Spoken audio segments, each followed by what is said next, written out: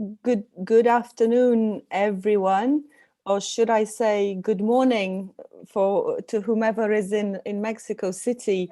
Good afternoon to all of you in Warsaw, Madrid, Buenos Aires, and Rio de Janeiro.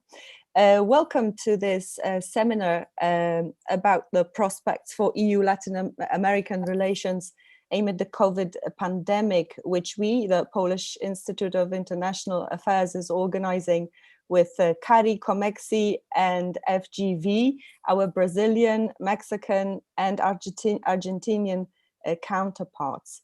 I'm the head of research at the Polish Institute of International Affairs, and I want to welcome everyone to this seminar, but also say a couple of words about how we try to cover EU-Latin American relations at the Institute and what this project, this seminar, is part of. So as you may imagine, EU-Latin American relations are not common topics in Polish public debates, but PISM, our institute, has had a leading role in filling that gap by publishing analyses, organizing events dedicated to Latin American issues relevant to the Polish foreign policy. PISM premises have served as fora for high-level governmental figures from Latin American countries, from Brazil, Chile, Colombia, Mexico. In 2018, we hosted a country-level debate with EAS, a representative, part of the process to prepare the new EU joint communication on the EU-LAC relations. And the document eventually was issued in April 2019 by the High Representative and the Commission. This online conference is an example of our will to go beyond and seek to cooperate with partners from Latin America. In December 2019, PISM prepared a joint project with CARI, COMEXI, and Getulio Vargas Foundation, our co-organizers and co-hosts here today. And we won one of 5 co-finance grants from the EU-LAC Foundation. So the topic proposed was the topic then proposed was the EU-China rivalry and its impact on the EU-LAC relations. We were supposed to discuss this topic in Warsaw during a 2-day conference in 2020, but as you all know, COVID-19 pandemic forced us to postpone that event, but we still hope to hold it this year, hoping that 2021 will be a slightly better year than the one that's just ended. So the cooperation with the 3 institutes that we're here together with sort of signifies the growing importance of European Latin American relations. And this has been on the agenda of the new High Representative of the EU. We're trying to follow suit and continue in these footsteps. So this is a timely discussion, we think, given that the challenges and opportunities that the situation gives, the opportunities to put a new life to European Latin American relations. I don't want to take more of our time. We only have 2 hours and a set of brilliant speakers. So without further delay, please let me pass the floor to Mrs. Dorota Barys, the Vice Director at the Department of the Americas at the Polish MFA. Mrs. Barys, the floor is yours. Thank you so much, and indeed, thank you, PISM, for this kind of invitation and for organizing this conference, because you really are the institution that's filling the gap as far as Latin America's presence in Poland is concerned. It is important region for Poland, but I'm quite aware we're still not making sufficient use of the cooperation opportunities offered by Latin America. And we have to do a lot of work on our presence, to mark our presence. In this respect, the joint EU initiatives present a great opportunity for us. Poland's major partners in Latin America are the biggest countries of the region: Brazil, Mexico, and Argentina. The first and the latter also with big Polish diasporas, but we are also present in other LAC countries with the biggest Polish investment in the world, the copper mine in Chile. And with quite interesting offer we made recently to Pacific Alliance. We want to deepen our cooperation within the region, within the framework created by the EU and the opportunities of the common programs that present common programs. We have to bear in mind that the region of Latin America and the Caribbean is with no doubt a privileged partner of the EU. We have a matrix that has remained unchanged, with strong historical and cultural links, and considerable importance for both sides' economic ties. Our long-term aspirations to foster sustainability and social inclusion are still valid, although they might be put at risk because of the pandemic. Our assets as the EU are still considerable, though. As investor, a trade partner, although we've lost our second position to China, and development partner. But we have to sweat to improve our positions. Besides our economic ties, our strongest asset is the credibility and so-called added value of our dealing with the regions, since for the EU, the internal growth of Latin America, not only economical, but also social, has always been at the core. We also have a dense network of institutional relations, agreements, mechanisms, dialogues, etc.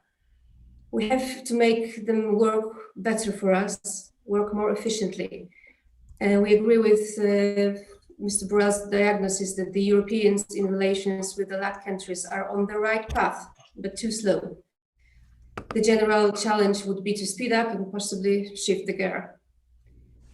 We also have to take more care about our visibility. The EU is the first investor and the first development aid donor for the region.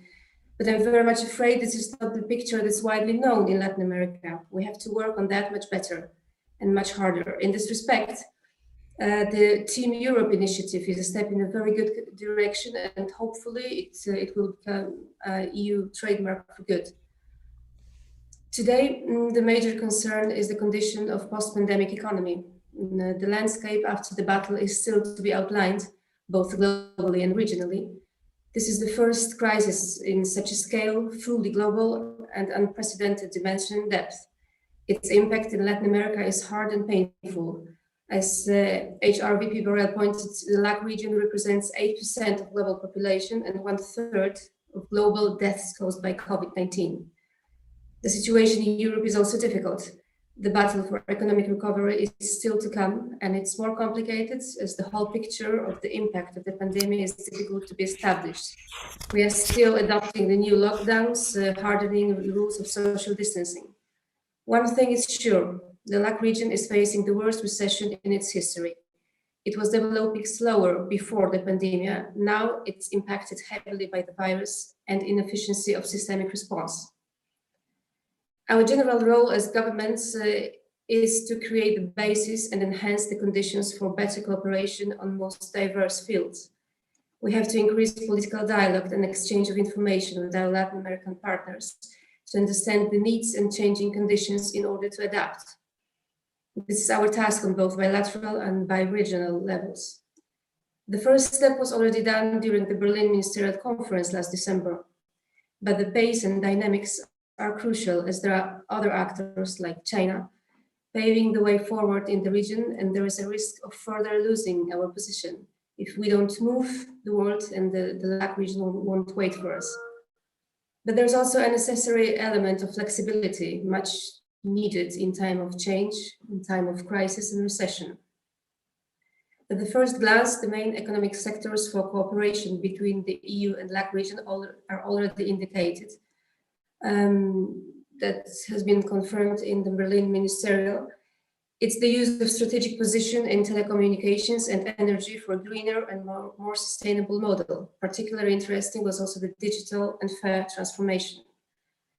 At the national level, we have to translate it into economic promotion and adjust the offer to the demand. During the Ministerial, we presented our vision of approaching the Green Deal initiative, ensuring the climate and energy transition not only becomes the drive for economic recovery, but it's just and leaves no one behind. Poland is determined to make the energy transition socially acceptable by ensuring fair conditions for the transformation in the regions most exposed to burdens. We presented projects we want to share, like the Green EVO, Green Technology Accelerator that was created to facilitate the international transfer of environmental technologies developed by Polish companies, like hydrogen production, the development of electromobility, and the implementation of environmentally friendly technologies in transports and logistics. We count on dialogue and exchange of information, and that's crucial for a better matchmaking. I feel as the EU, we have strong motivation to make this cooperation dynamic and reciprocally attractive. We also have the instruments that are our association agreements. The point is now to focus on their benefits, not only barriers. We're facing hard times, but as we know, where's the problem, there's also a solution. I'm aware it may not be the best comparison, but the Polish transformation post-89 resulted in the whole sectors of economy going bankrupt, in macroeconomic earthquake, disappearance of old and emergence of new economic actors, plus high social costs of the reforms that had a long-term impact also for our bilateral relations with Latin America. The European and transatlantic vector gave us hope and strength to pass this time successfully. And we wish that to all of us right now, both for the EU and the LAC region. And this makes me remember the word crisis comes from krisis in Greek, meaning decision or even decisive point. And it's not the moment, but our action that will shape this decision. I'm really looking forward to attend the rest of this conference, and I thank you very much for your attention. Thank you, Ms. Barros. Thanks. You've given us a tour d'horizon of Polish and European Latin American relations. I think it's interesting to hear how strongly China featured in your opening remarks. Let me now pass the floor to the Executive Director of the EU-LAC Foundation, Mr. Adrian Bonidia. The floor is yours. Thank you very much. First of all, I would like to thank the Polish Institute of International Affairs, the Consejo Argentino de Relaciones Internacionales, the Getulio Vargas Foundation, and Comexi from Mexico for the invitation to this important event. The EU-LAC Foundation is an international organization. It was created 10 years ago by the heads of states and governments of the European Union and the Community of Latin American and Caribbean States. The EU-LAC Foundation was entrusted then, and it is its mission now, to strengthening and promoting the strategic bi-regional and fostering active participation of the respective civil societies. This is an honor for the foundation, and let me point out some ideas. One of the premises that we have to acknowledge to begin any reflection on COVID-19 and its impacts on the contemporary world is to identify the fact as one of the most dramatic global events in human history. It has implied economic effects in all societies. COVID-19 has had also an impact on the resources of all countries. It has modified global exchange patterns, triggered underlying political crisis, and causes unexpected effects on the management of public policies in each government. All cultures have had to process this situation, and all human beings have suffered in one way or another its consequences. This pandemic will generate modification of foreign policies and on the ordering tendencies of the international system. COVID-19 perhaps would modify the forms of approachment between countries and between regions. And because of that, it is important to be aware of this form of globality in order to preserve the bi-regional relations between Europe, Latin America, and the Caribbean, and at the same time, to try to make them useful for people. One of the consequences of this reality is that we are going to face a global recession, which is going to manifest itself into falling production, but not only that, decreasing trade, but also contraction of the financial world. Every economy under this planet will be hit without exception. every economy is going to contract itself, and the most vulnerable ones will suffer the most. Latin America and the Caribbean nations will be hit very hard, not only in health terms, but also in the outcome of social and political effects coming from the policies taken to control the disease. Some of the challenges, for example, will be the following. The region is going to have to process a new external debt scenario. We are looking at the expansion of poverty and extreme poverty in all the countries of the Western Hemisphere. And to this, we must add an additional consequence that will be the decrease in social investment, and therefore observe the weakness of the capacity and effectiveness of social policies that for almost 2 decades expanded access to services such as education, housing, health, and basic infrastructure.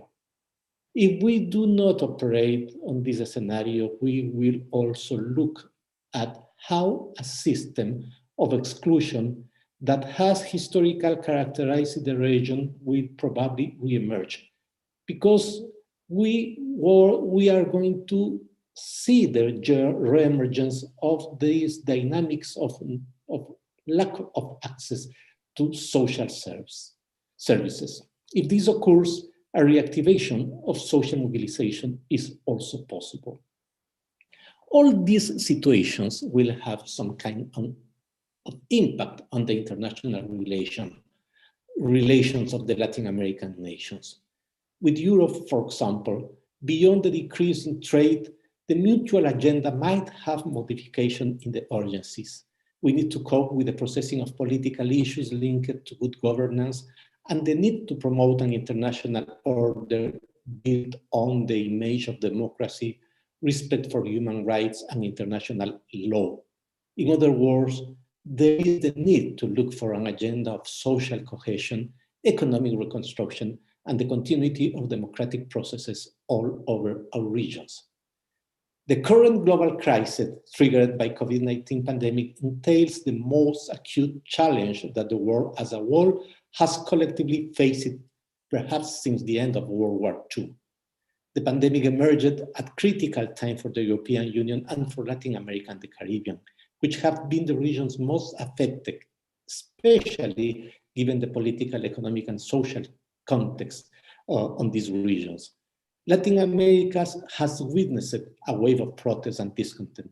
Simultaneously, the Caribbean has not been spared from the effects of the pandemic due to its highest vulnerability to external shocks and the difficulty of diversifying its economies in an effective and sustainable manner. Meanwhile, the European Union has been faced with the challenges of growth and increasing inequalities in some regions, in addition to institutional challenges created by its own political dynamics. The impacts and consequences of the COVID-19 have dimensions never seen in recent history, and therefore require new and proper policies as much as joint responses to address them in the spheres of health, the economy, and society.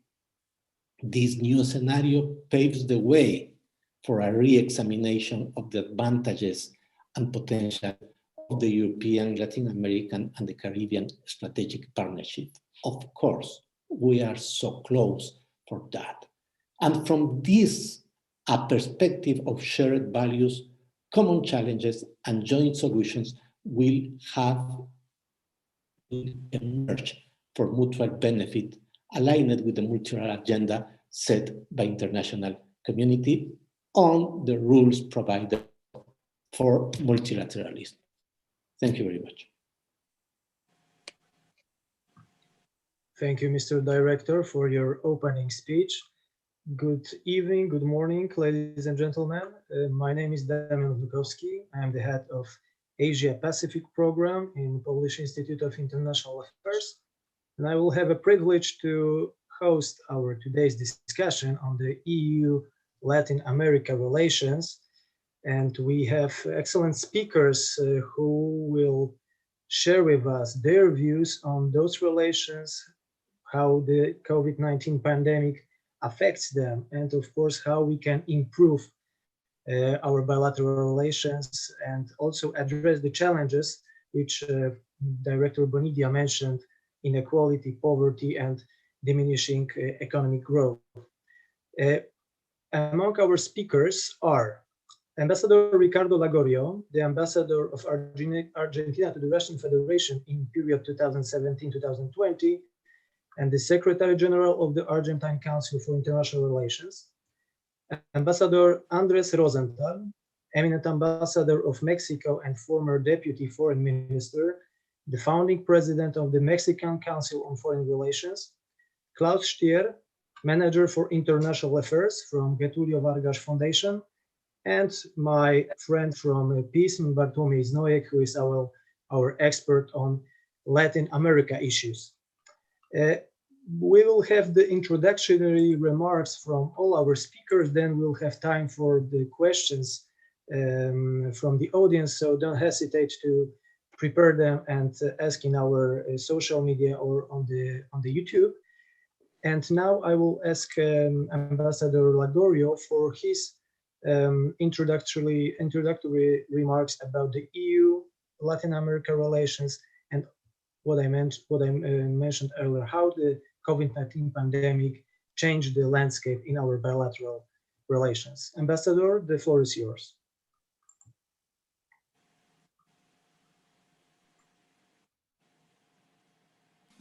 Thank you very much. Good morning, dear colleagues. It's a pleasure to be back again in PISM. I was there 2 years ago on Warsaw. Now we are all in the outer space. So let me start with a brief excursus. Our global institutional architecture largely responds to 1945, a system composed of nation states where sovereignty was much stronger, conflicts were international in nature and related to hard power, not soft power. The international governance system decision-making process thus remains centered around the nation state. So we are paying disproportionate attention to one of the two great shifts in power and influence, the horizontal mutation and transfer of power from one hemisphere to another. And perhaps we are ignoring or paying less attention to a change that I would say is as much relevant, although more subtle and with long-term effect, the constant empowerment of we the people. Therefore, it is necessary to involve non-state actors and to encourage and promote also we the people-centered approach. And in this context, I think it shouldn't be a surprise what we witnessed last year, precisely the year of the 75th anniversary of the creation of the UN, where we the people are the starting words of the preamble.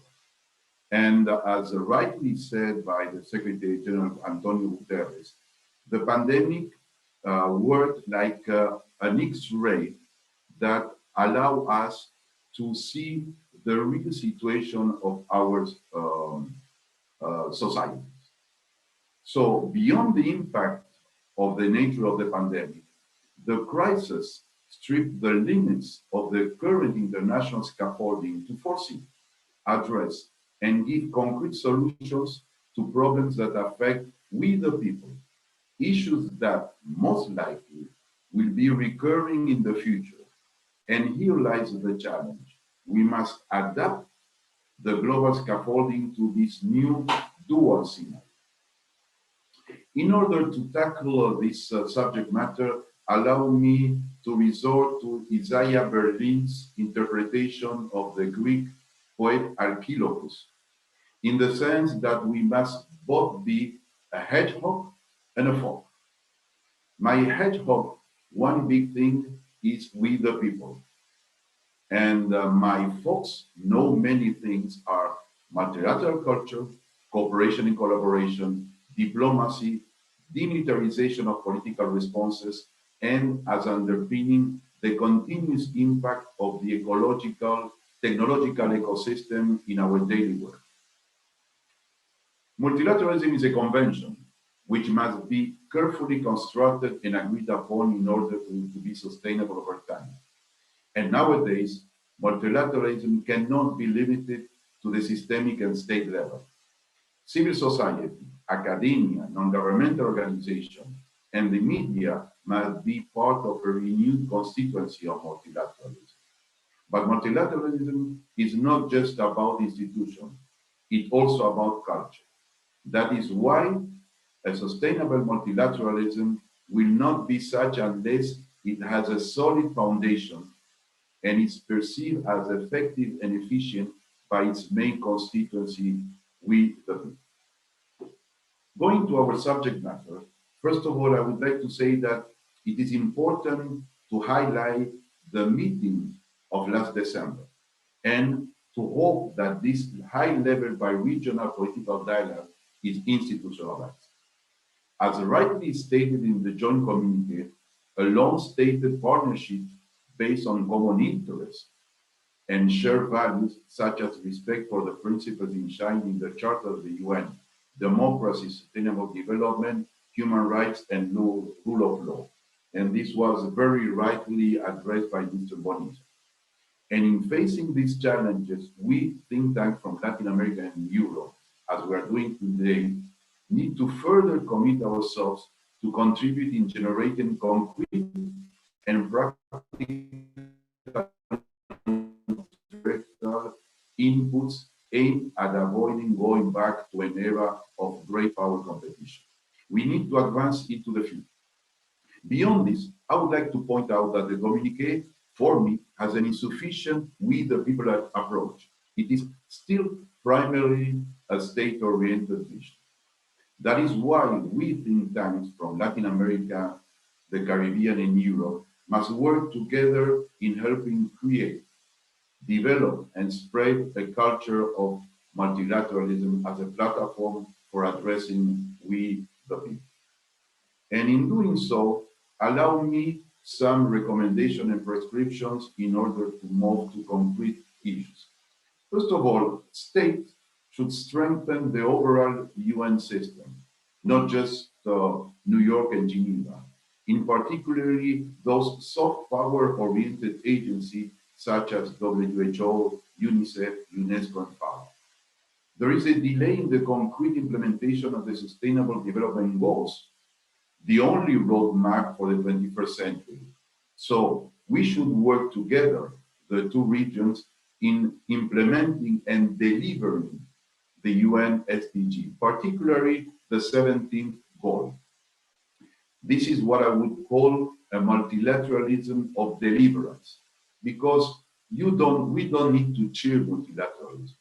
We need to remind ourselves that multilateralism is a mechanism for a goal, and a goal should be to try to have something as much as possible alike to an international order, which does not exist anymore.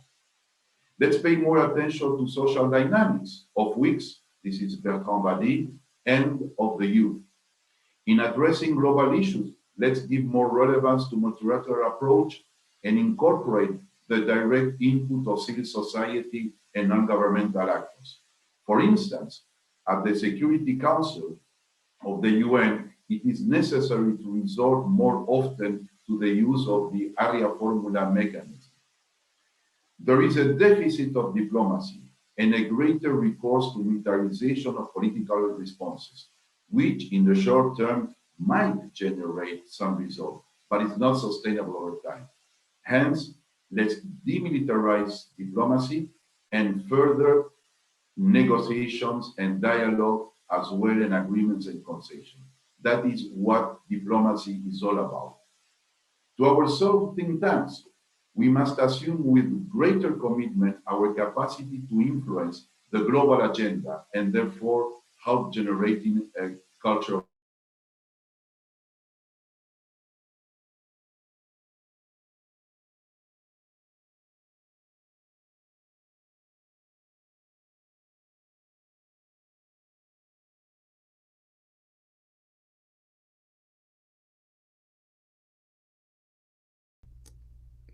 I think we lost Ambassador Lagorio. Yes, I think we got some technical problems. Maybe we'll get back to Ambassador Lagorio later, and I will just pass the floor to another speaker, Ambassador Rosenthal. Maybe we've got some perspective from Argentina, although not the full perspective, but I hope we'll have an opportunity to hear also the last part of this presentation. Now we'll have a voice from Mexico and how Mexico sees the relations with the EU, also in context of the modernized EU-Mexico partnership agreement, which took place last year, and it's still under considerations right now. So, Ambassador Rosenthal, the floor is yours. Thank you very much, Damian. And first of all, I'd like to thank PISM. It's an honor and a pleasure to be again doing something together with PISM. We have done things together in the past, and specifically in terms of Mexican-Polish relations, I cannot begin without making a comment about President Andrzej Duda's visit to Mexico in April of 2017, and a webinar that took place in 2019 with the Polish Trade Agency on investment and trade between our two countries. So I'm looking forward when it's possible, as Patricia mentioned to us, that we meet again in person, that we can further discuss some of these bilateral relations. But today we're talking about the relationship between the EU and Latin America and the Caribbean. And from the Mexican point of view, I wanted to perhaps concentrate my introductory remarks on some of the major changes that have taken place in the EU and in Latin America over the last couple of years, at least since the April 2019 EU white paper on relations with Latin America. Obviously, the pandemic and the COVID-19 has been at the forefront of the situation in the last almost 12 months now, both in Latin America and in Europe, in the EU countries. Latin America is probably the region that has been worst affected economically and socially by the pandemic. And that means that countries like mine, Mexico and Brazil and Argentina, to speak of the three that are participating today, have seen their GDP go very far negative over the year 2020. In the case of Mexico, 8.5% negative growth, or less growth compared to the year before. And the outlook for this year, for 2021, is still quite low, although perhaps it will be positive vis-a-vis last year. This means that the relationships between the three large economies of Latin America and the economies of the EU are going to be affected negatively, probably over the short term, and I would say perhaps even for the medium term.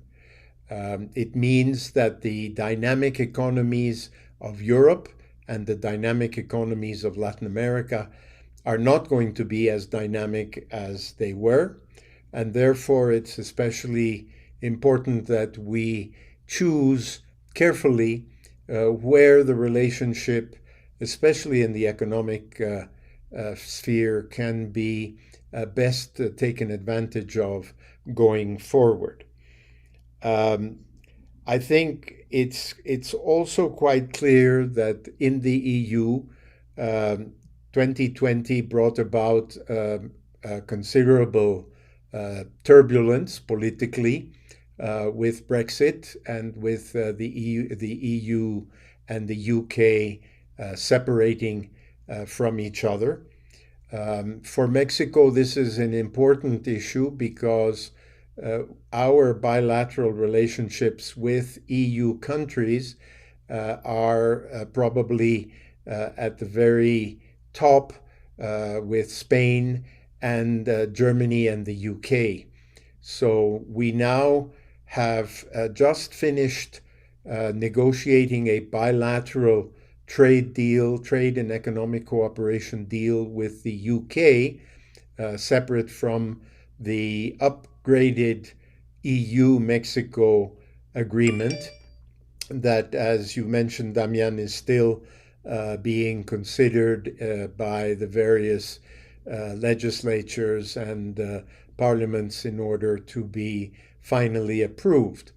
It does call for a great deal of new cooperation between Mexico and the EU, as does the UK-Mexico relationship, although that has been modeled basically on the EU-Mexico upgraded agreement. So we are still in more or less in synchronization, even though the EU no longer has the UK as part of it.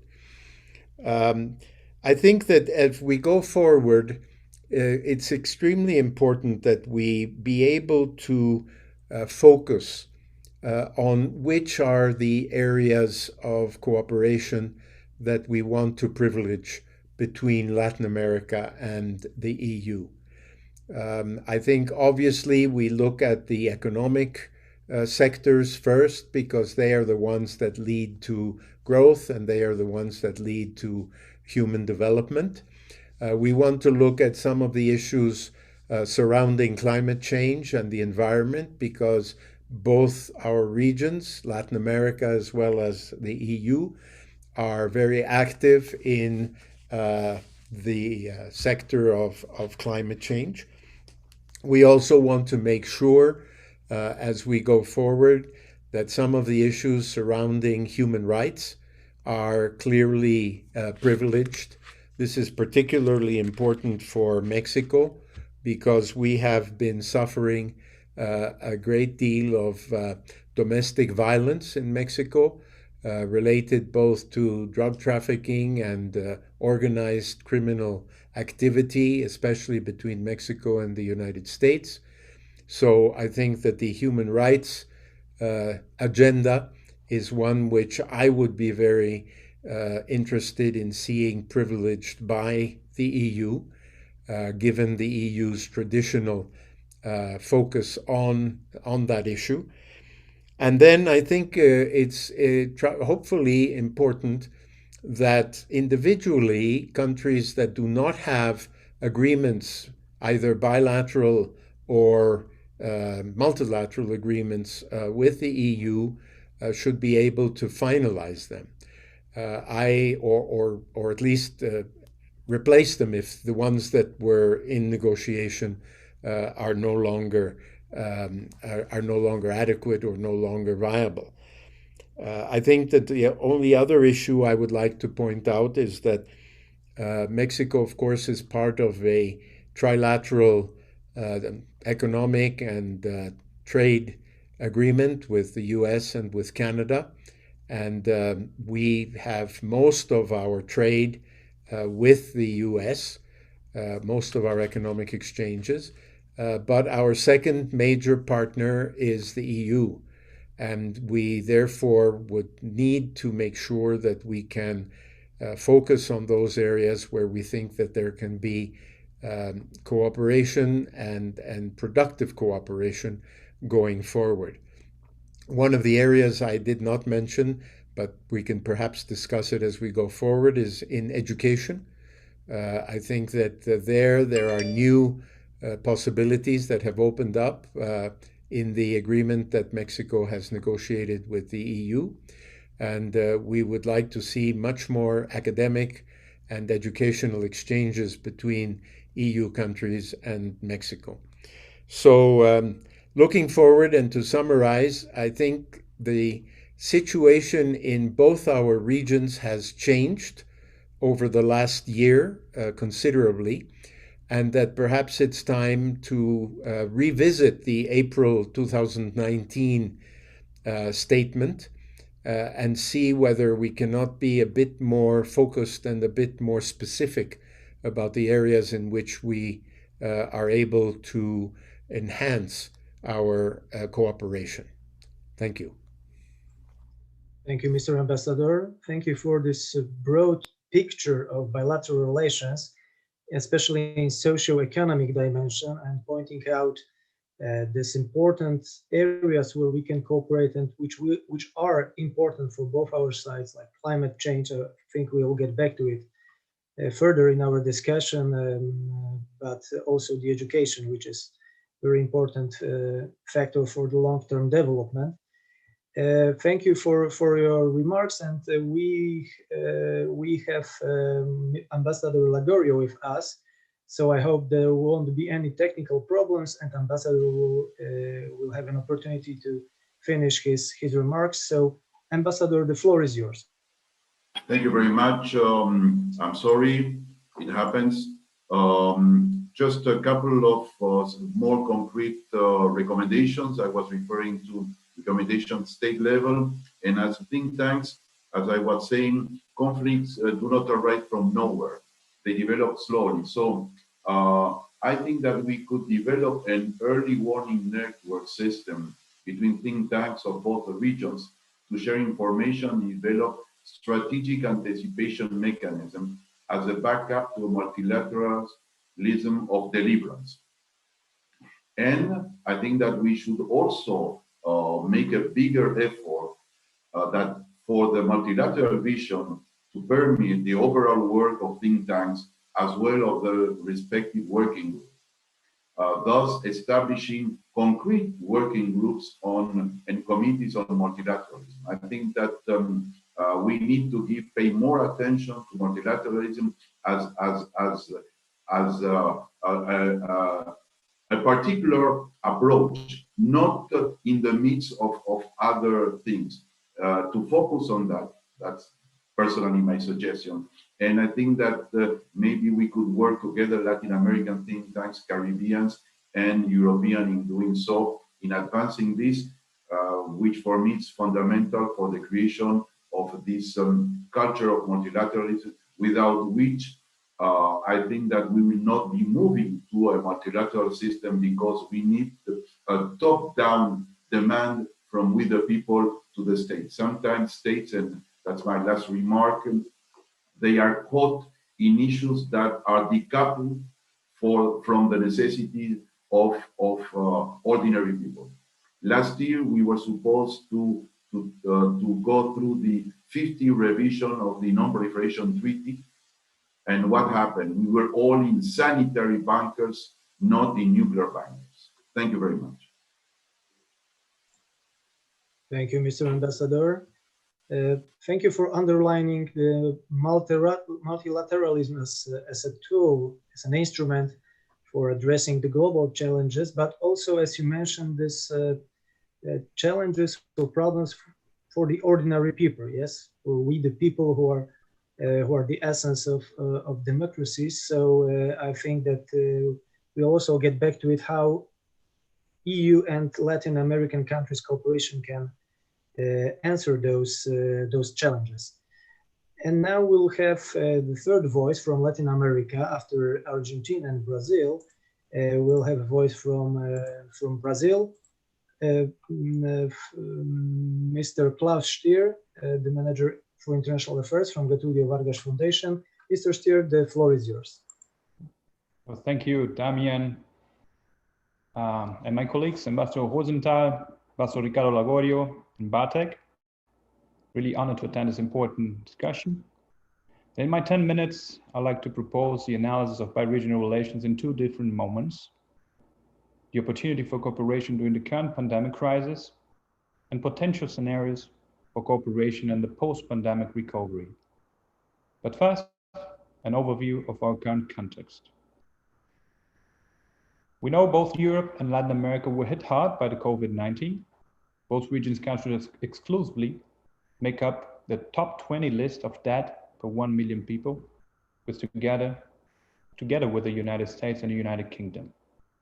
So Mexico and Spain, Brazil and Portugal, Argentina and France all have relatively similar statistical performances, showing the failure of our governments and societies in containing the pandemic compared to the rest of the world. This is a crisis made out of two self-reinforcing elements. The first is a public health issue, which stops the return to normal life. And the second is economic, as the need to work pushes people back into streets and provides further exposure to contagion. Neither Latin America nor Europe have managed to resume a normal life. And as a result, GDPs everywhere are suffering. According to the World Bank, Europe lost 7.4% of its GDP in 2020, Latin America 6.9%. Projections for 2021 are far from heartwarming. The World Bank expects growth in Europe to be 3.3%, while Latin America will grow only 3.7%. And as for society, Latin America has seen a large increase in unemployment and informality, poverty and inequality. And while we deal with this duality of our current crisis, we can also notice that the pandemic accelerated important trends in the international system. The renewal of commercial and technological tensions between the USA and China, the increase in commercial protectionism, the closure of national borders are all issues that should raise the alarm for us to think about the role our regions will play in the world in transition, and how bi-regional cooperation strengthens the role we decide to play. One new trend in geopolitics that is gaining the spotlight is what I like to call the vaccine diplomacy. We all know that normality is only possible with a mass vaccination of the world's population, 70%, according to the World Health Organization. And despite the enormous global effort to produce vaccines in record time, supply and demand are currently unbalanced, leading to vaccine scarcity. And scarcity opens space for intense negotiations and has led countries who has vaccines to use them and influence other areas of interest of their geopolitical agenda. Unlike the EU, which quickly bought up enough vaccines for its entire population and which now pressures companies to deliver those doses, Latin American countries are still mostly behind in negotiations, either because of a lack of resources or poor planning or the absence of political will. The fact remains that there is an urgency to vaccinate. This urgency opens space for competition, which the EU can take advantage to deepen cooperation and local influence, as well as improve the bonds of prosperity, democracy, and resilience between the regions, all objectives defined in the 2019 joint EU-LAC communique. On the other side of vaccine diplomacy is vaccine nationalism. The latter doesn't help EU's economic interests in Europe. Both regions have a respectful commercial and investment relationship. European companies own nearly 800 billion years of direct investment stock in the region, more than that of China, India, Japan, and Russia combined. Seeing Latin America reopen and vaccinated should be in the direct interest of the European Union and its companies. However, I still cannot observe yet any signs of bi-regional approach through vaccine diplomacy or any other diplomatic instrument.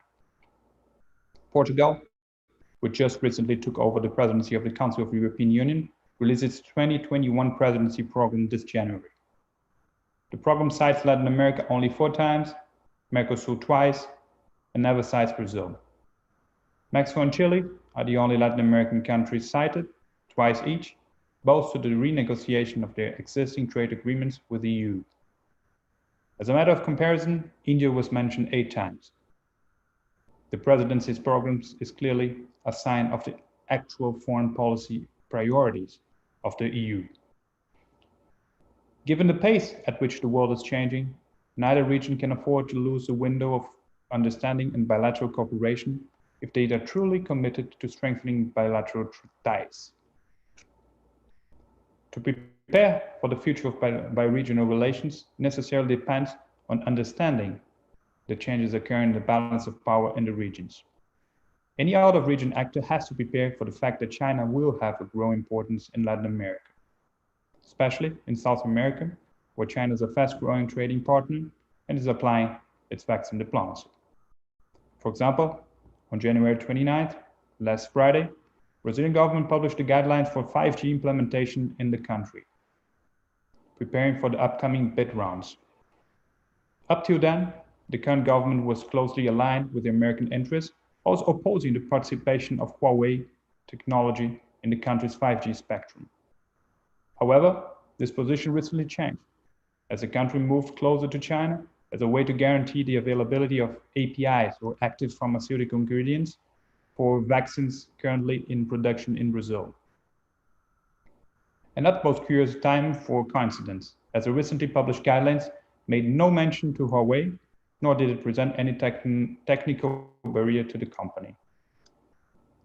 Well, beyond the more urgent possibilities for cooperation, I would like also to comment on two opportunities the EU and Latin America have to further deepen relationship.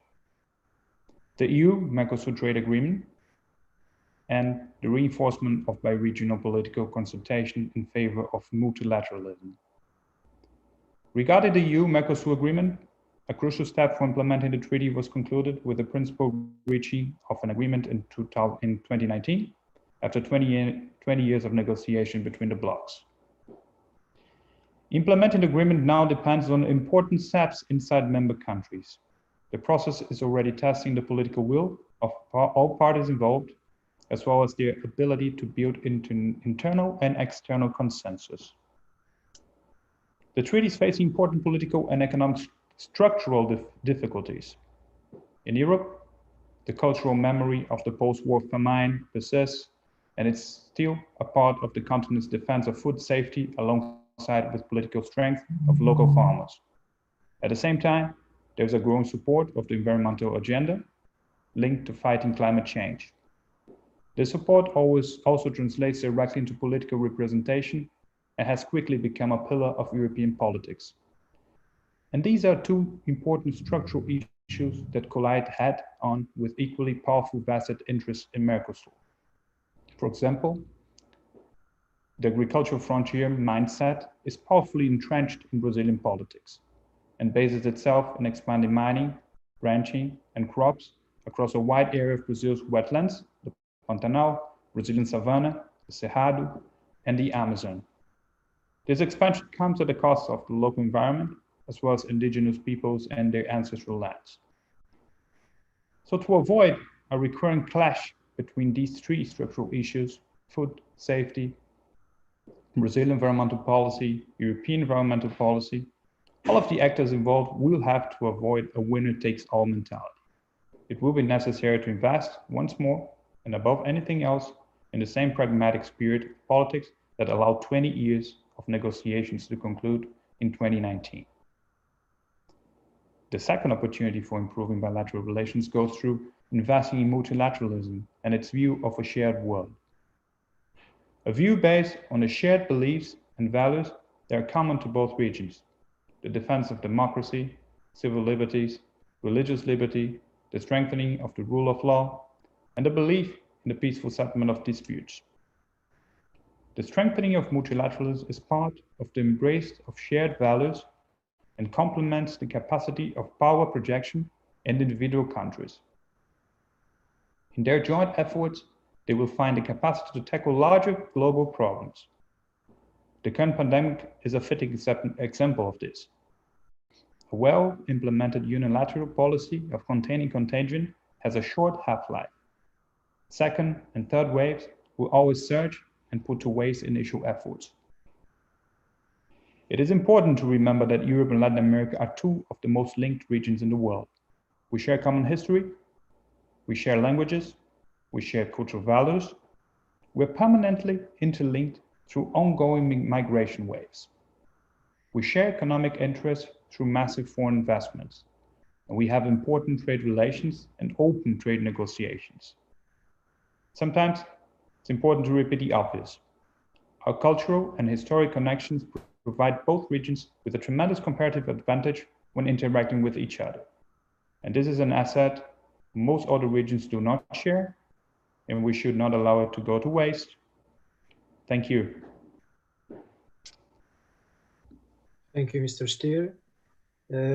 Thank you for mentioning this long-standing processes that the pandemic, COVID-19 pandemic has accelerated, like the China-US rivalry, technological rivalry and competition, also the nationalism when it comes to protecting national interests, when it comes to vaccinations, for instance.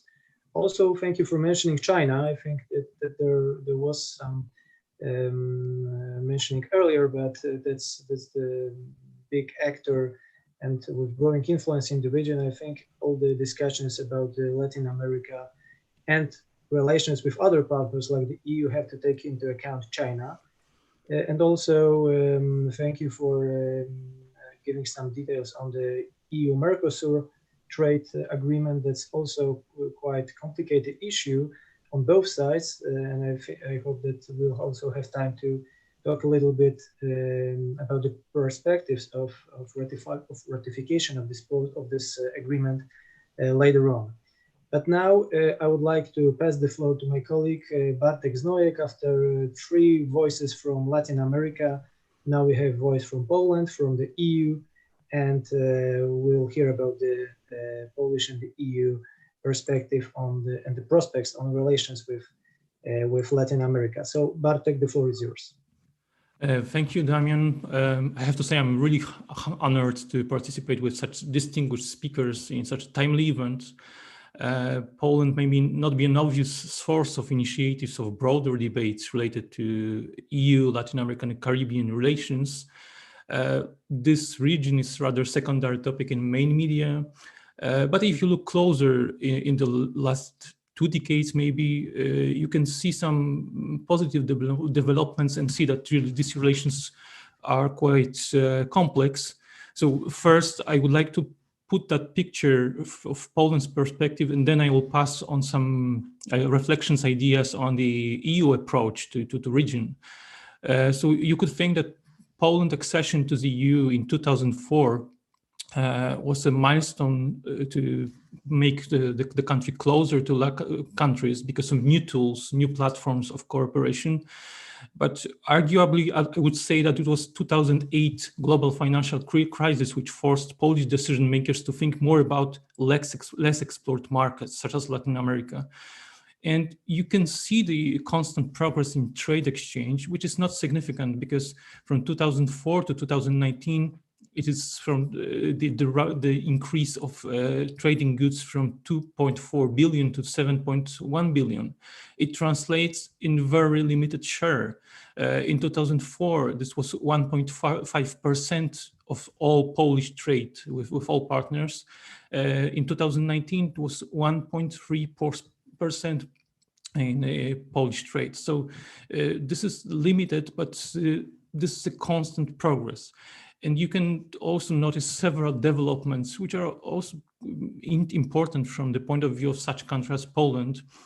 Ambassador Rosenthal mentioned visit of Polish President Duda to Mexico, which is really an important step to make relations of Poland with such large country from the region more important. There was a set of declarations, documents. One of them was about seeking strategic partnership, but also one important development, which was mentioned by Director Baris, was broad interest in Pacific Alliance. So that was a big substance in this approach. Another example, which is more recent, is Brazil. There was increasing interest in Poland and vice versa since President Jair Bolsonaro take over. This trigger was specific because, of course, it was a conviction of ideological affinities in this mutual interest.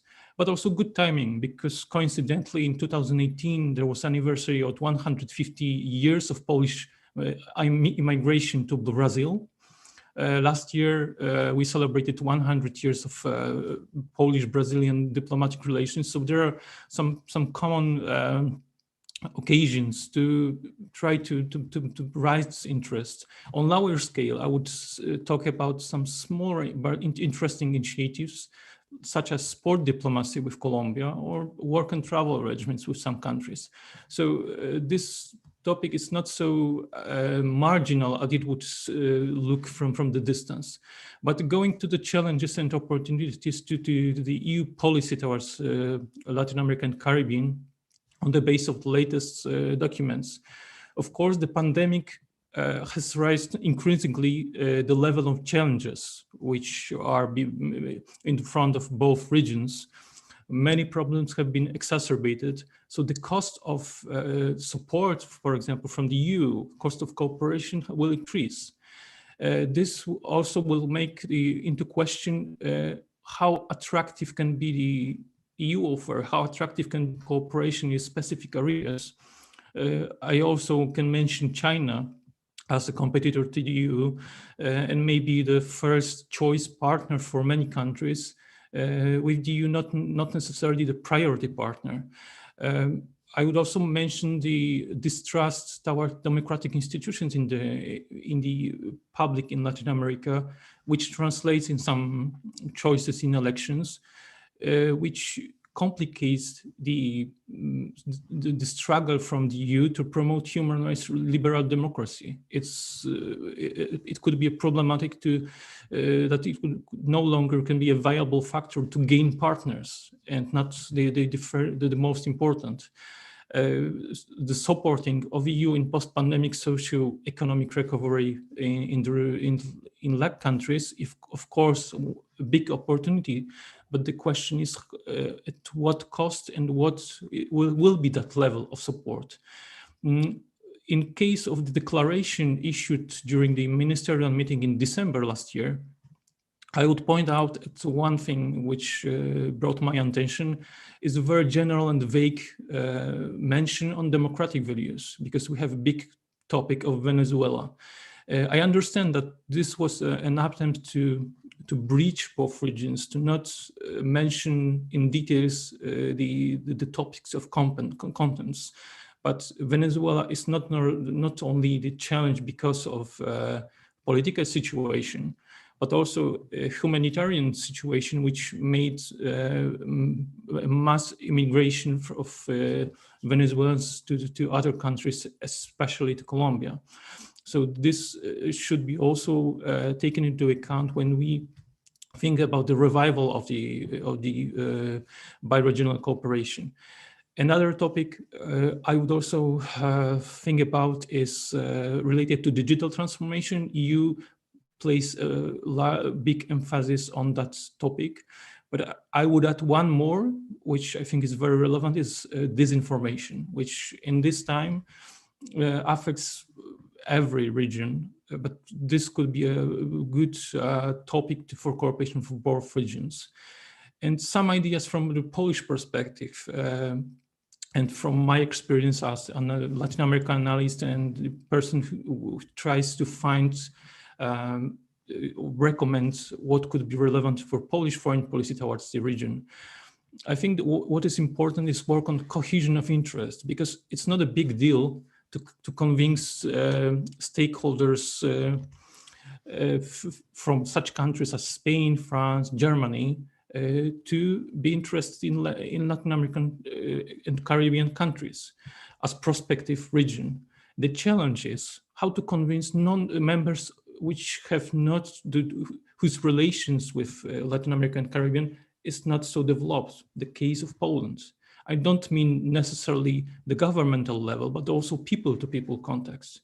Of course, this challenge is also vice versa, how to make Latin American countries to take more interest in countries which are not natural partners. So I would name it as a first challenge from the point of view of Poland. Because of that, I would call for great proactivity of the institution involved in promoting EU-LAC relations. Of course, there's an important role of EU-LAC Foundation, but also EU representations. One example I can give is, for example, how to explain to Polish public the importance of EU-Mercosur agreement. From my observations, there was virtually no debate on that. If you wanted to look some mentions of the Mercosur, you could find them mainly in agri-food media in Poland. So there's a gap in case of moving these topics to the specific stakeholders in such countries as Poland, in the meaning of more limited relations with EU-LAC countries. In case of such countries of Poland, I think what drives political interest in the region is economy. Greater interest of the business will bring greater political interest, and vice versa, of course. So trade developments in EU-LAC relations is the most direct and most concrete impact that could be shown as a contribution or something that gives extra value for example, Polish business. Modernization agreement with Mexico, with Chile, and now EU-Mercosur, that are the arguments to call for more interest from in Poland in the region. So going back to my first argument on the global financial crisis 2008 as a trigger, hopefully maybe this sanitary crisis now would be another trigger for Poland of revival in EU-LAC relations to bring more interest among decision makers in Poland in LAC region.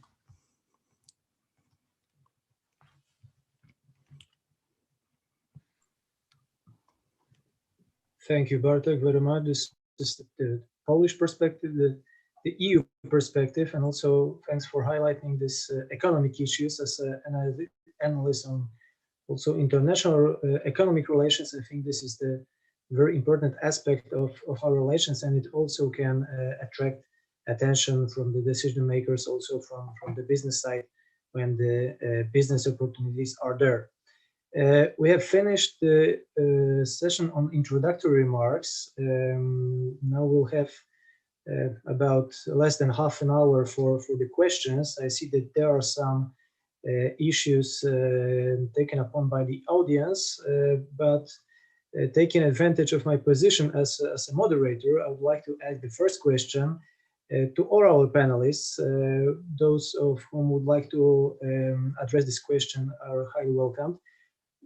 I think there was not so many place in your remarks about the United States and the new administration of President Joe Biden. Our event takes place less than two weeks from the inauguration of the new president, new administration. There are a lot of hopes all over the world, I would say, especially in the EU on the new chapter in EU-US relations. But I would like to ask, especially our friends from Latin America, what is your perception on the future relations with the US under Biden administration? Are those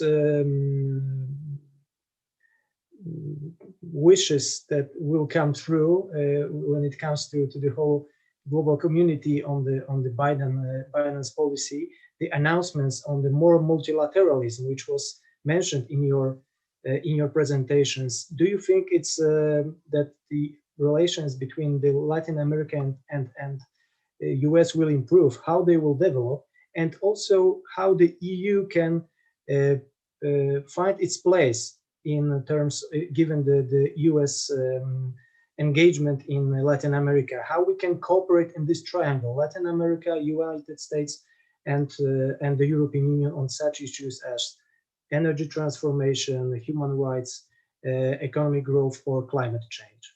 So maybe I will start with Mr. Ambassador Lagorio. Maybe you would like to answer this question.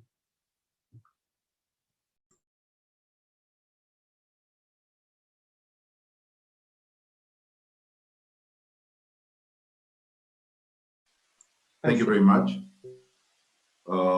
Very briefly, I haven't spoken particularly in the United States, because my focus was multilateralism and with the people. I don't want to not pay attention to any particular country, particularly the United States. But I think that looking into the future, we should pay more attention. Are you hearing to other Ambassador dynamics. Lagorio? I don't hear him. Hello? Yes, I hear Ambassador Lagorio. I hear him Hello? too, yes. I think it's okay. No? Hello, hello? Yes, yes, we hear you. I hear you at least. Yes. So my focus was more on the macro level because as I mentioned, I think that we should avoid great power competitions or anything that will look like a new Cold War. And in that sense, I think that a much more natural, and I would say, if you allow me, positive relationship is Latin America and Caribbean and Europe. I think that the basis of multilateralism are more in a solid relationship between Latin America and the Caribbean with Europe, and not because those two regions can really work on all the multilateral issues. I don't think that we will start conditioning, paying more attention, let's say, to democracy or human rights, and not on other issues, we will be able to have a multilateral system. So that's why I'm not trying to focus on one particular country, and that's why I think that a solid multilateral scheme looking into the future, not just on words, but on deeds, may be in a solid relationship between Latin American and Caribbean and Europe, dealing and tackling all the global issues that need to be tackled in not an ideological matter, but in a very practical matter, thinking in with the people. Thank you very much. Thank you. So this trilateral cooperation has to be embedded into the wider picture, yes, of multilateralism as an answer to the global issues. Does any other speaker would like to say something about the new U.S. administration, its impact on EU-Latin America relations? Yes, I could say a little bit here, just really quick about Brazil's relation to the new government. And well, our first ideas here is that there will need to be a readjustment of foreign affairs, of foreign relations related to Brazil and the United States, especially because of Biden's multilateralism initiatives, and especially on the environmental issues. So we are waiting for readjustment of Brazilian foreign policy regarding the USA. Although we might not expect too much attention from the USA towards Brazil or Latin America, not talking about Mexico, but most of Latin America will not probably receive the same attention as other regions in the world. So that's probably why we have not really reached out to the United States to talk about the United States so much in this presentation, because we see, yes, one important thing that I talked about that I think that will be a conflicting agenda and will involve the United States is the 5G implementation in the region, and that's something that's in the direct interest of the United States, and that's a political issue that's not going to change strategies from Trump to Biden, and this opposition to China is really clear. And one point of cooperation between Europe and the United States is in the 5G implementation, and that's something that I think that the government Biden will work on with European countries. Thank you. Indeed, this technological competition will prevail, probably. It doesn't matter who is in the White House.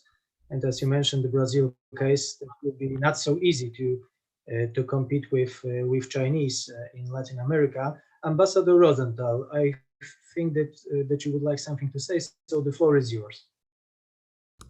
Thank you. Thank you very much, Damian. I purposely didn't mention the US or China in my introductory remarks because I was sure that it would come up in the conversation among us. And I obviously agree that it's a very important part of the puzzle that constitutes the relationship between the EU and Latin America. Evidently, the change of administrations in the US has a big bearing on the EU, and it has a big bearing on Mexico, probably more than most of the other Latin American and Caribbean countries. But it will also, I think, shape the way in which the relationships multilaterally, globally, develop over the coming years, at least over the coming 4 years. The same is true, I think, of China, not because China is not present in that EU-Latin American equation, but because China is a very important global player today, and because China is using its diplomacy, as was mentioned by Klaus at his introductory remarks, with not only investment and trade, but also vaccine diplomacy and other ways in which China is making itself a presence in Latin America, in most of Latin America. I must say that in Mexico, Chinese presence is very small. Probably because the US presence is so very large. In the treaty that, the trilateral treaty that Mexico, Canada, and the US have, there is a specific anti-Chinese clause which requires each of the three parties to the agreement to consult with the other two before making any economic formal agreement with China. So it is to some extent a way in which the US has influenced that negotiation during the Trump administration. We'll have to see what Mr. Biden does in terms of the US relationship with China. I suspect it's going to continue to be tense and difficult over the coming months and period, as will be with Russia. But I think it's very important because we have a globalized world, whether we like it or not, and therefore China and the US play an extremely important role. If you look at some of the individual Latin American countries, and I think both Ambassador Lagorio and Klaus mentioned this, is the difference of the relationships. I mean, we in Mexico, we are very close to the United States. Economically, 80% of our trade is with the US. 80% of foreign direct investment in Mexico is with the US. Brazil has a much more balanced relationship economically between the US, its neighborhood, and Europe and Asia Pacific. So at the end of the day, each of our countries is going to be affected in a different way by this China-US rivalry or by the tensions between the US and China and the US and Russia. I agree with what was said by my colleagues that Latin America will not be a priority for the new Biden administration at the outset of that government. I exclude Mexico because President Biden has already taken a series of measures to undo the things that the Trump administration did that we consider to be aggressive and insulting towards Mexico. The border wall, the Remain in Mexico policy for Central American migrants, issues relating to deportations, and some trade issues. but it's extremely important. And just before ending this round, I would like to also mention that taking up Ambassador Lagorio's comments about multilateralism, for the 2 years, well, for this year at least, 2021, if you look at the UN Security Council, we are non-permanent members for the 2 years, 21-22. And aside from the single European permanent member, now France, the only other 2 countries that are EU members of the Security Council are Ireland and Estonia. So there is a lot of room, I think, because there are no other Latin American countries in the Security Council this year. There's a lot of room for cooperation on multilateral issues within the Security Council agenda between the EU members and Mexico, not representing Latin America, but as a Latin American participant. Thank you. Thank you very much, Ambassador. And Bartek Znojek as to finish this round of answers. Please, Bartek. Thank you, Damian. And I only wanted to share some comments regarding the EU approach to the change of U.S. administration. My interpretation of how I view the declarations from EU High Representative Borrell, I understand that there is a lot of enthusiasm on cooperation, and I see some opportunities. For example, one is Venezuela, because as per declaration from Biden administration, there is a will to put more weight on political dialogue. So the same thing EU was looking for. There's a room for cooperation on how to help Venezuelan diaspora. In other regions, Central America, there was Biden wants to finance or the solution of the causes of migration. And for example, from EU perspective, there was an interest in CEPAL sponsored initiative plan for integral development of Central America to help develop that part of the region. There is also apparent coincidence of priority on climate change and energy transformation.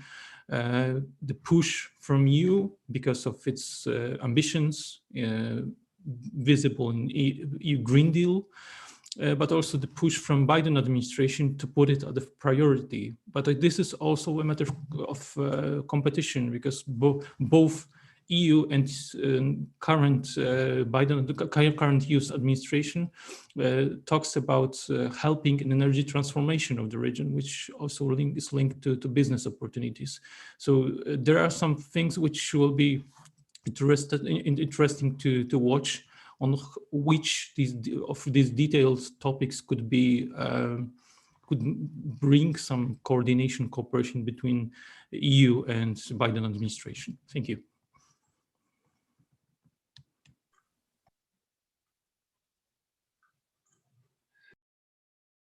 Thank you very much. So now we get about 10 minutes and we get some questions from the audience. The first question is about the environmental issues and sustainable development, which was mentioned in a couple of the presentations. Mr. Piotr Ruman asked about this dimension of EU-Latin America relations, especially concerning EU-Mercosur trade deal. And we know that the sustainable issues are quite controversial in the process of ratification of this agreement. So what can be the solution in this area, and how do you see the prospects for the ratification of this agreement, given concerns on sustainable development from the EU side? And maybe I will direct this question to the panelists from the countries from Mercosur. Maybe Ambassador Lagorio, could you elaborate a little bit on this issue.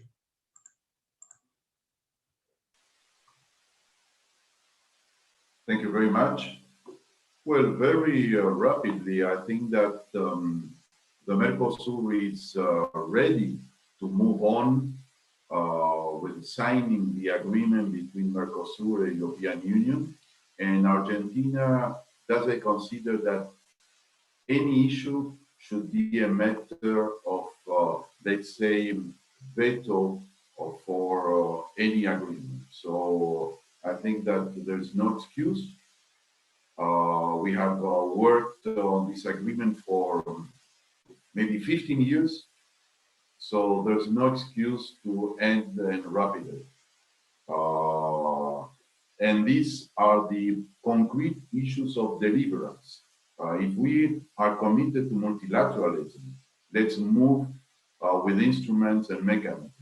Otherwise, I'm sorry, but it's just lip service. So very rapidly, the agreement is on the table. Argentina is now, for this semester, the president of the Mercosur, and we are ready to move ahead with the signature or complete all the negotiation and the signing without any precondition.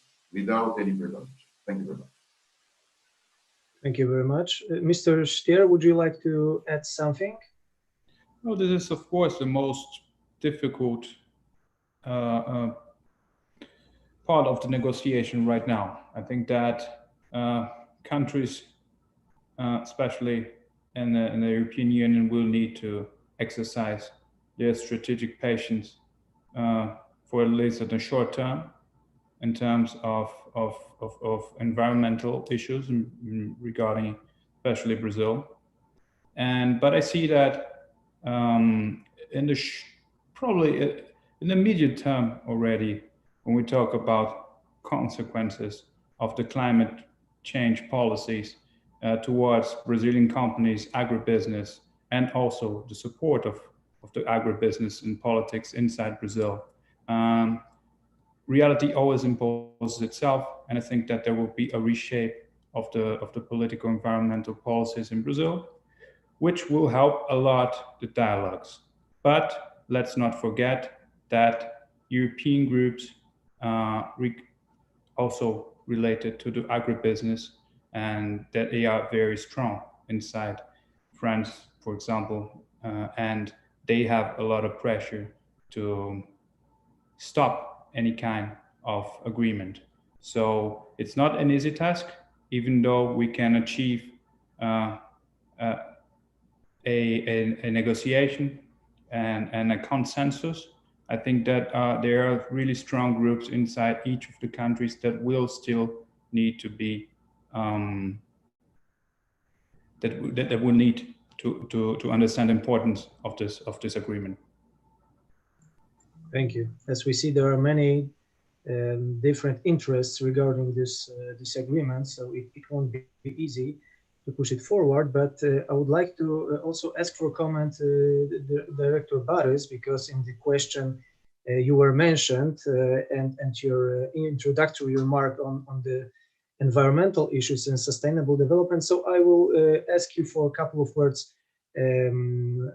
about EU-Mercosur agreement and the Polish perspective on this issue and environmental cooperation with Latin American countries. Well, for sure, it's an agreement we've been. It was mentioned already. We've been negotiating for 20 years. So I think I share the view of many that we cannot give it up right now. And for me, it's an agreement that, of course, has its points that has to be addressed, but offers a lot of opportunities as well. I would expect a real debate on that also here in Poland, because there are a lot of doubts, especially from the agricultural sector. But if we are not talking about it, we will not go with the solutions. And if we are talking about the environment, it was what Mr. Stier was telling that the worries went with Brazil, and there were worries basically expressed by France. But I'm sure that the environmental policy of Brazilian government will have to address it, and it will be done to be satisfactory for all the parties, because I think there is too much to lose for all of us. So every part is rather keen on addressing the issues than to give it up as it is. Thank you very much. And I think the last two questions, concrete questions from our YouTube viewers. The first one, what is the competitive advantage of the EU over the US and China? So this is the first one. And the second one, if you can point out one thing, important topic, the most important topic in which on which EU and Latin American partners should focus on, also in terms of cooperation between the think tanks and educational institutions, what would it be? So those two questions, EU competitive advantages towards China and the US, and the most important topics that we have to focus on. So this round, I will start with Ambassador Rosenthal, maybe. Thank you, Damian. To answer the first question, I think the competitive advantage can be different regarding different parts of Latin America. I'll speak from the point of view of Mexico. I think the advantage that we see, for example, is that with some of the EU countries, we have a common language with Spain and to some extent with Portugal. I think that we always prefer to try to deal with countries that are similar in size to us, rather than with the very large economies and large population countries like China or the US. I think also they're technology-wise, Europe has an enormous series of advantages on the development of latest technologies, which are probably of great interest to many of the Latin American countries. Klaus mentioned the 5G issue, but there are many others regarding manufacturing technology and communication technology. Here in Mexico, we have a good number of our basic technology comes from Europe. It does not come from the United States. So this was to a great extent due to the fact that Europe was present in Mexico very early in the technological advance globally. We had Swedish, British, French, German participation in the development of technology in Mexico. And if you look today at our technological makeup, it is more European than it is US-centric, and certainly more than it is with China. On the second, I would think, and I mentioned it in my introductory statement, but we haven't taken it up in any of the further comments, the question of education and the question of human rights. I think for all of our countries in Latin America, and there are no exceptions, the issue of education and human rights are at the very forefront of our sustainable development goals individually. And as a result, I think that Europe in those two areas has an enormous amount to offer. I was ambassador of Mexico to the United Kingdom for 3.5 years. We have more students studying in the United Kingdom than in any other country except the United States. We also have an enormous number of students studying in France, in Spain, obviously, for the language, and in some of the other countries of the EU. And I think that we don't have a lot of academic exchanges. We don't have a lot of programs to which we can address ourselves.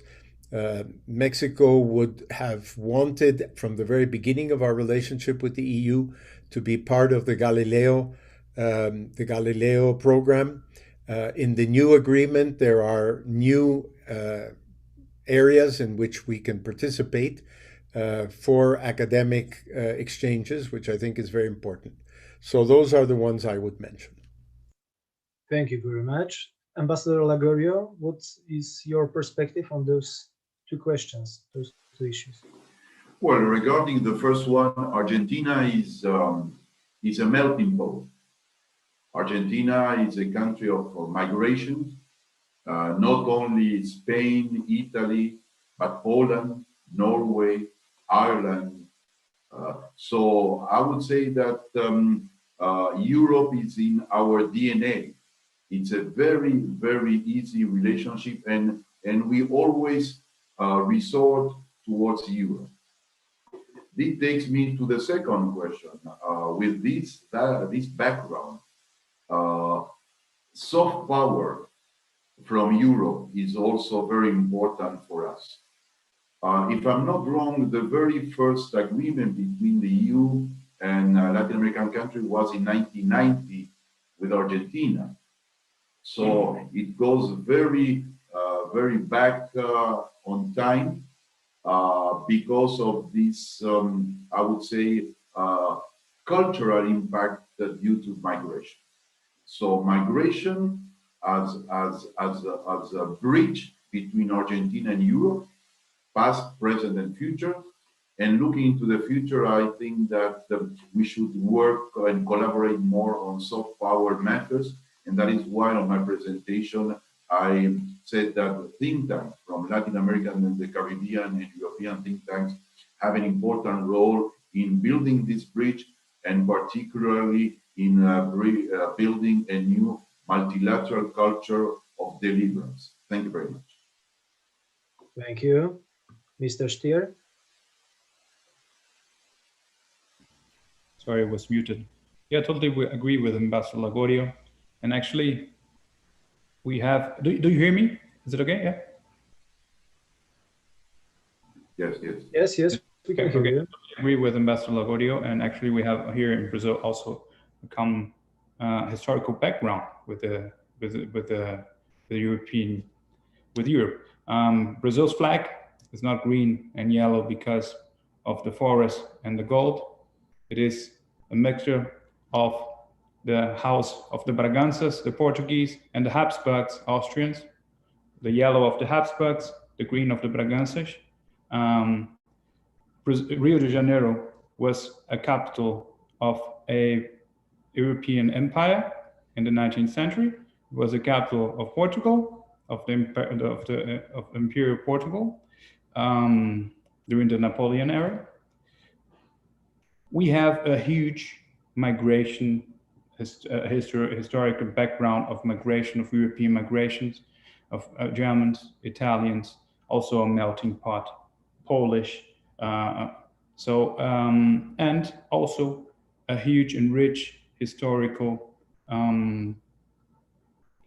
investment of European companies in Brazil. So since Volkswagen, when they started investing in Brazil in the 50s, and so we know each other for a long time, and we have a huge, and I would say really huge and important cultural interaction, and that's something that is an immature asset, and that's something that I think that should always count when we talk about both regions'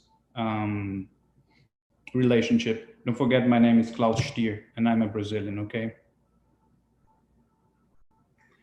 Thank you very much. And my name is Rosenthal, and I'm a Mexican. So we have very. Lagorio is from Italy, Genova. So we have very strong human foundations for bilateral relations, and I think it's it's a good basis to build on it. Bartek, the final word is for you, please. Thank you very much.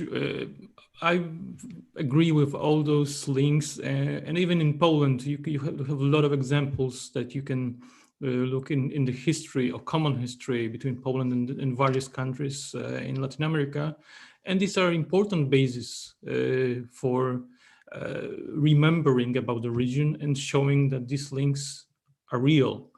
But going to the question of the role of think tanks, that's what the second aspect, Damian, you asking. I think think tanks have important role. One is to foster interest in specific topics. The other is to think how to translate these thoughts into recommendation of concrete actions. And I think this is role, for example, of PISMA's think tank in Poland to show Latin America and to find some common ground, some ideas how to make the region relevant and what can we propose for decision makers. And the final word I can give is looking forward for more such discussions, bi-regional discussions, which could bring some concrete proposals and even dense network of cooperation. Thank you.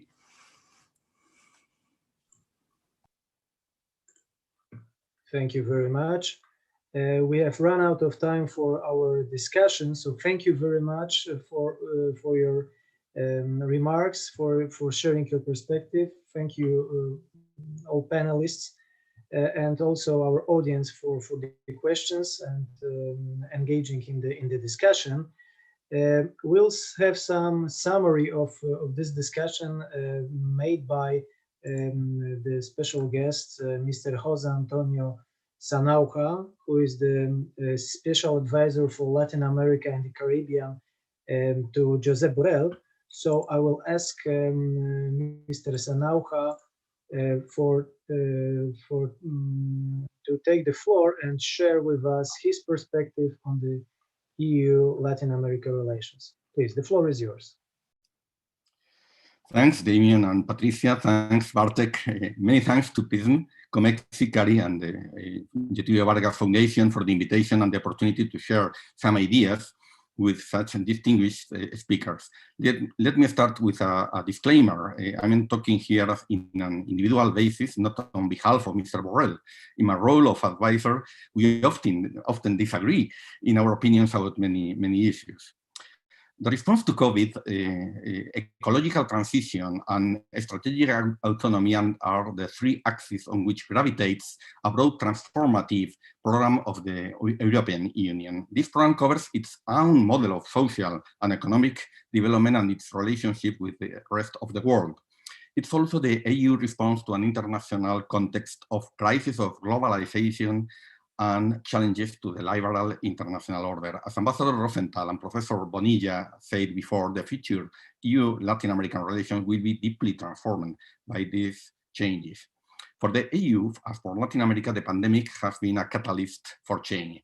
Faced with a deep crisis without powers in health which belong to the member states and which few resources for crisis management, Brussels could not be expected to react effectively by dispatching planes loaded with masks or ventilators or adopting in a matter of days a common health policy that doesn't exist in the treaties.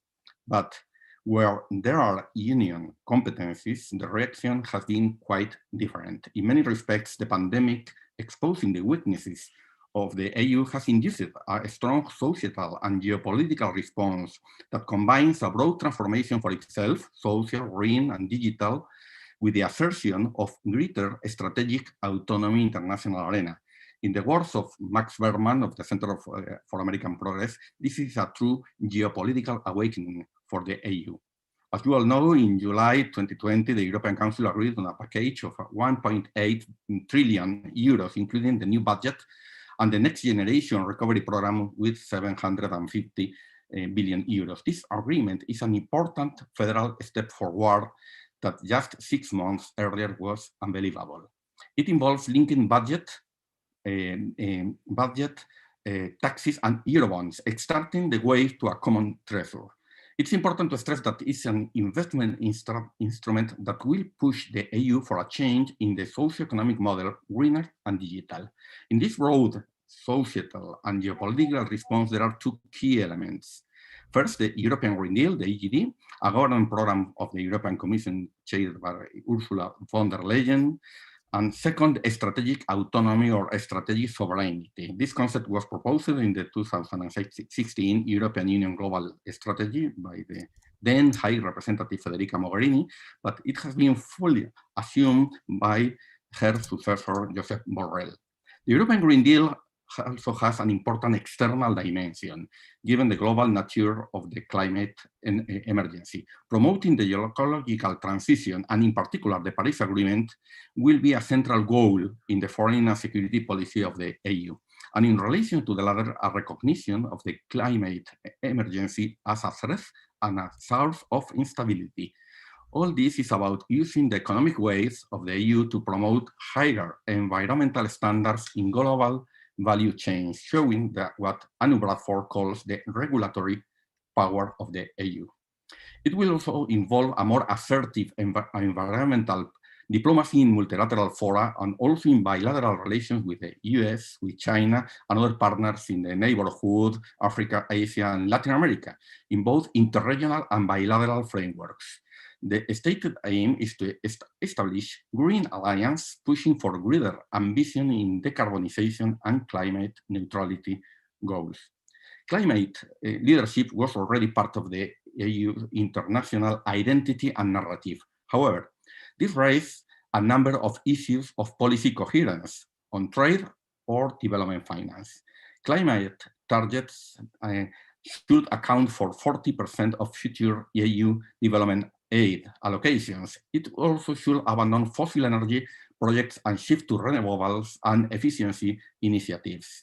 Coherence issues also arise in trade policy, as illustrated by the debates on the EU-Mercosur agreement and the deforestation of the Amazon. The European Green Deal asks for future EU association agreements to include a binding commitment related to the Paris Agreement. I would like to suggest here a new environmental clause similar to the democratic clause that is mandatory in all EU agreements with third countries since 1995. The EU has also undertaken a broad review of its foreign and security policy due to reasons such as the worsening strategic environment in the neighborhood, the declining engagement of the US with NATO, the changing patterns of global power, the emergence of new risks in climate or technology, and the decline of the liberal international order and democracy on a global scale. The COVID pandemic was also a catalyst for change here, making strategic autonomy a pressing need. Strategic autonomy in this context is about a redefinition of the relationship both with the US and with China, in this case, facing up the reality check of the strong dependence of the EU on transnational supply chains originating in China.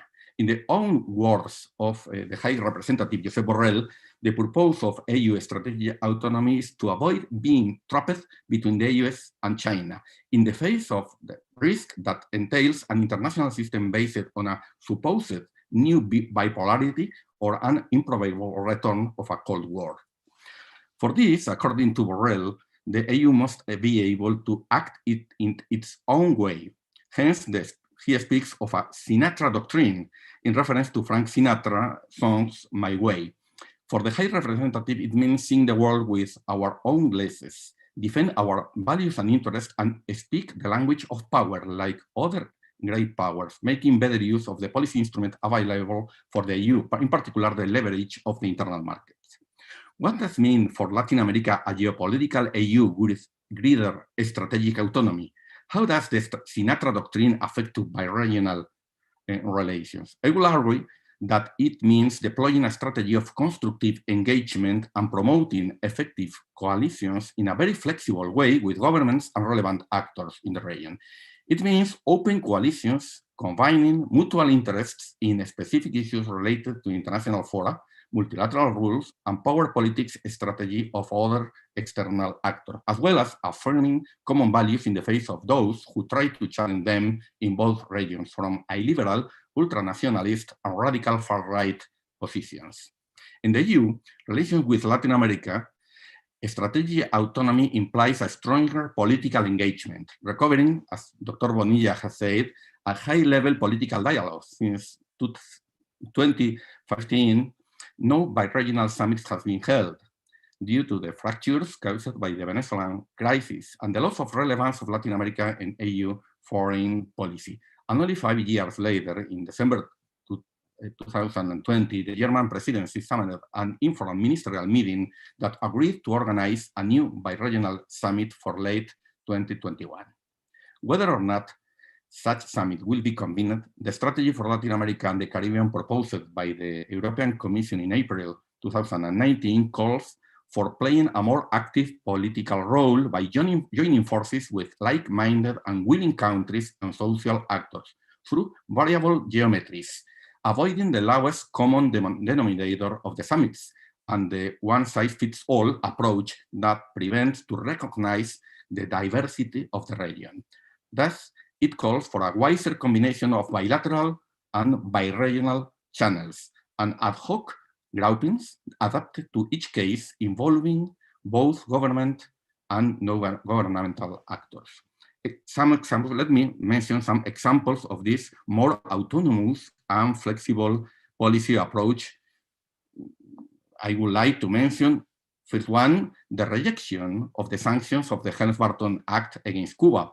When the Trump administration decided in 2017 to fully implement this law, the EU responded by updating its blocking statute. This statute allows those affected by the US sanctions to initiate legal actions in EU territory against US companies that initiate them. Another example is the EU position on the Venezuelan crisis with the establishment of the International Contact Group, distancing itself from the US from the Lima Group, clearly aligned with the EU's strategy. The EU has also contested the EU's sanctions, which, without being their cause, are aggravating the humanitarian crisis in Venezuela. Since January the 6th, the 27 rejected the continuity of the National Assembly and the interim presidency of Juan Guaidó in order to encourage a negotiation process towards democratic elections. It's also worth mentioning the coordinated action of the EU member states that are also part of the Inter-American Development Bank, promoted by the High Representative Josep Borrell in order to stop the candidacy of Mauricio Claver Carone, proposed by the Trump administration to preside over that bank. The lack of agreement in Latin America to defend a regional candidacy allowed eventually Claver Carone to be elected. But I am convinced that even with this outcome, the position of the European Union was an example of a strategic autonomy in defense of multilateralism. However, not enough Latin American countries were able or willing to act in the same way. This approach also requires that the EU be more coherent and to overcome a deep-rooted silo mindset and decision-making processes in the Commission. Assuming that trade, environment, and sustainable development issues are also foreign policy issues, a more repoliticized and integrated approach is hardly needed.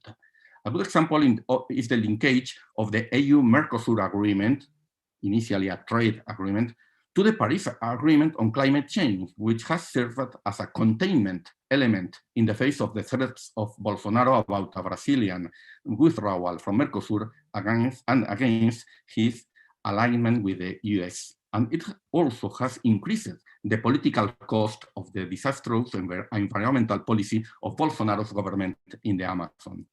This example shows that EU-Latin American partnership agreements, such as the contested EU-Mercosur one, should not be seen as mere free trade agreements. They have a relevant geopolitical meaning. Now they are also a device for enhancing strategic autonomy of both sides in the face of the crisis of globalization and a supposed new bipolarity between the United States and China, which would place Latin America and the EU in a position of strategic subordination. Neither Mercosur nor the EU were constituted as mere free trade areas, and an agreement between the two sides cannot be seen in those terms either. A renewed view of the partnership agreements implies to reinforce its role as a common framework for policy dialogue and regulatory convergence for changing production and consumption patterns to support a green transition in both sides.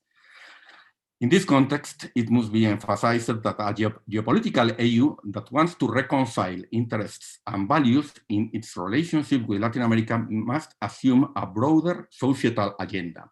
The EU is now the only global actor approaching Latin America with policies focused on the key concerns of its societies: social inclusion, gender equality, employment, the quality of democracy, human rights, security and peace, the environment, and everything that makes up the 2030 agenda. And that involves a hardly needed renewal of the social contract that we also need in the European Union. In particular, the bi-regional relationship is an opportunity for the EU to develop the external dimension of the European Green Deal, and for Latin America to advance its objectives of ecological transition and climate neutrality, both within the framework of the Paris Agreement. Perhaps the Biden administration will open new avenues for triangular cooperation in all these issues. Of course, COVID is now the most pressing issue in that relationship, both in societal and geopolitical terms. Against the pandemic, EU action and the bi-regional relationship can be more effective through a robust multilateral response in matters such as access to external financing, dealing with the region's high external debt, or universal and equitable access to vaccines. Systemic crises, such as the COVID one, are an opportunity for change rather than for a return to normalcy. As noted in the ministerial dialogue on December 14, 2020, beyond preserving livelihoods and productive activity, bi-regional cooperation should promote a strategy for recovery and exit from the crisis that should be digital and green, but also and above all social, focused on social cohesion, and only in this way it will reaffirm the geopolitical relevance of that relationship. Thank you very much. Thank you very much, Mr. Sanauja, for giving us an insight into the EU's way of thinking on relations with Latin America. Thank you very much, and I will pass the floor for the final remarks to Patricia Sasnal, the head of our research office. Thanks, Damian. Thanks to everyone. I think our discussion was really fascinating. I have 2 minutes to sum it up, and I want to do it by underlining several thoughts that you have given us. And I want to start with Ambassador Lagorio, whose thought about spreading the culture of multilateralism in the spirit of this quotation, "We the people," from the Charter of the United Nations is really interesting and important. And the first time I heard you say it, I needed to check it, if it really started, if the Charter really if it really begins this way. And it does, we the people, not the governments, we the people. And in this spirit, I want to link it with Ambassador Rosenthal's thoughts about the room for collaboration between Mexico in the Security Council and European countries in the Security Council. But also I thought your idea of the need to focus on several issues that we want to prioritize in European, Latin American, Caribbean relations is of utmost importance. And you mentioned this thought about the greater US presence in a Latin American country, the smaller Chinese influence. And I guess this requires more research, but it's very attractive as a thought to look into. And then I thought what you said about the technological makeup of Mexico, which is more European than American or Chinese for that matter, was also very new to me. Klaus Stier from Brazil, he pointed to the importance of vaccine diplomacy and vaccine nationalism. And you underscored that there is no bilateral approach to vaccination and vaccine cooperation. But you did mention two opportunities, the EU-Mercosur agreement and the reinforcement of bi-regional consultations on multilateralism. And again, this multilateralism comes up in our discussion, had come up in our discussion. And then Bartek mentioned democratic values, something that we had omitted until he spoke, the digital transformation and disinformation. But the democratic values section, I also link it with Andres Rosenthal's notion of human rights and what Europe has to offer there. I mean, we need to look at ourselves with all humility and reality. You know, we ourselves have problems with democratic values in Europe, but we're trying to overcome these. And then finally, Advisor Sanauha, he talked about the geopolitical awakening of the EU, the strategic autonomy, the broader social agenda that is needed there. But most of all, you spoke about the green transformation and the importance of the energy transition, which I think it may be one of those specific grounds on which we can build the bilateral relationship. So by saying this, I want to thank our partners, and these are the Mexican Council on Foreign Relations, COMEXI. I only know you by abbreviation, so I need to look at the full names. The Getulio Vargas Foundation, FGV, and of course the Argentine Council for International Relations, CARI. Thank you so much for doing this with us. And just by the last way of a conclusion, I want to thank our team at PISM, and that is Bartek, Bartłomiej Znojek, and Damian Wnukowski, who have worked on it hard to make it possible. So thank you so much, and we really hope to see you in person this year so we can continue our discussion and move it to a slightly different field. Thanks.